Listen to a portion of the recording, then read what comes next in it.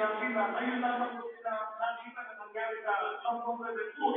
Lalo na po dito sa Panalihan TV na nakikita rin ako sa isang bukasyon lamang ang napakaraming mga tao. Napapanayin din natin ang tingnan sa mga kapatid na ayon po sa kanila. Nung mga pinagaw po dito yung panawagan ng mamamahala.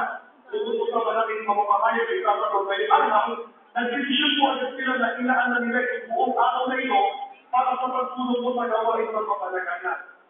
Dahil nga po sa totoo na inaasahan ng pangalakiwa sa sistema ito ang pagkasta ng napakaraming tao, maayos po nila maihanda ang lahat ng mga ilang para maging maayos na maisagawa po ang maayos ng mga kalingal ng ating Panginoon Diyos.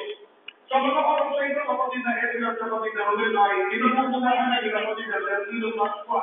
Ang nagpapalakiwa po ng sistema ng pagpapalagay at pag-aaral ng mga pinala ito.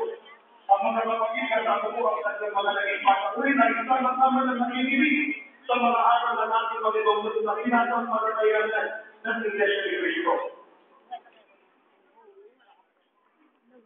Maraming salamat po kapatid na Emil. Mamaya po, papalitan namin kayo para po sa pakikipagsayaw ninyo sa mga naging panuwi o naging bisitan dahil po sa pamamahayan sa pagdating CPD and Open Field. Ngayon kapatid na Emil, nais natin ulitin sa ating mga taga-subaybay, alam-alam po sa mga listeners, mga